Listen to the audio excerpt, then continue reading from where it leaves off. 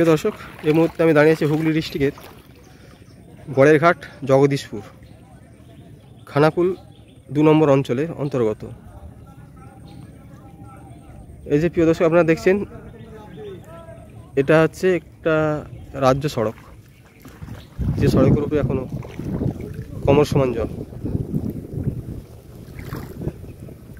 আর বিস্তীর্ণ এলাকা চলছে, এখানকার মানুষের একমাত্র চলছে জনজীবন নৌকো। আর সেই নৌকোয় এই মুহূর্তে আমরা পৌঁছেছি প্রিয় দর্শক, দেখছেন জল আর জল, কোথাও ছাতি সমান, কোথাও কোমর সমান চলছে। রাজ্য সড়কের উপর দিয়ে চলছে জল।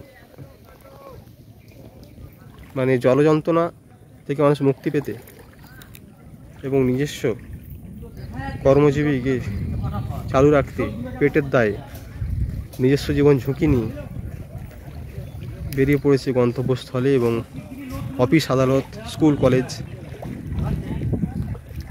বিস্তারিত রিপোর্টে দেখুন। আপনারা দেখছেন STS নিউজ বাংলা।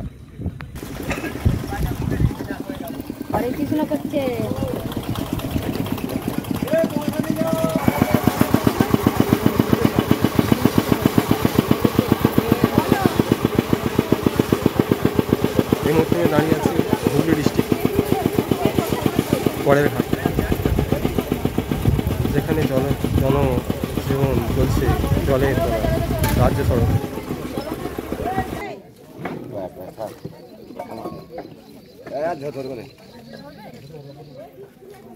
ধরবে না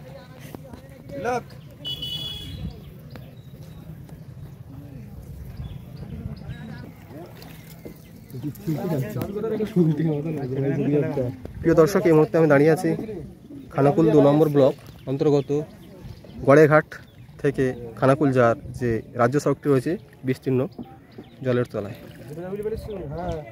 এখানে সাধারণ মানুষের যোগাযোগের ব্যবস্থা একমাত্র নৌকো।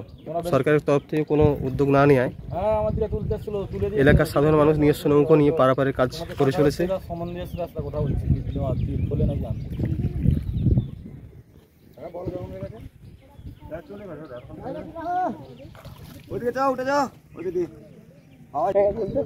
আবার জল ছাড়ে, আমাদেরকে ভাড়া টাড়া করে দাও।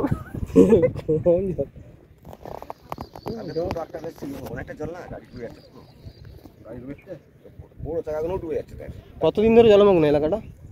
প্রথম থেকে চলছে রাজ্য সড়কের উপর দিয়ে নৌকো।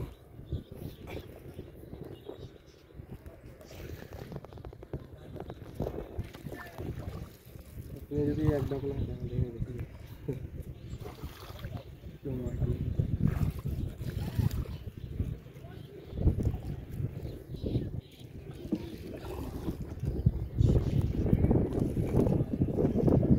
দায় দিবে, নিজেরা একটু গন্ডগোল করলেই হবে, আমরা কিছু করবো না। গন্ডগোল নয়, নিজেরা একটু লাট ফেলা করলেই তো পানি থেকে পড়বে। এই তো পানি এসছে, কিছু হচ্ছে কি? প্রিয় দর্শক, পারাপার হওয়ার জন্য একমাত্র ভরসা নৌকো।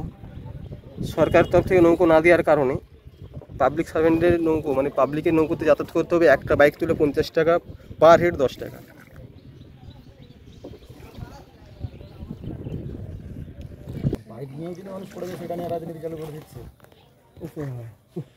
সেই ধারে ধর ঘরের দিকে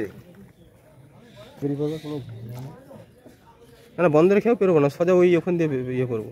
হ্যাঁ, গাড়িগুলো তুলি ঠিক রাখ একটু।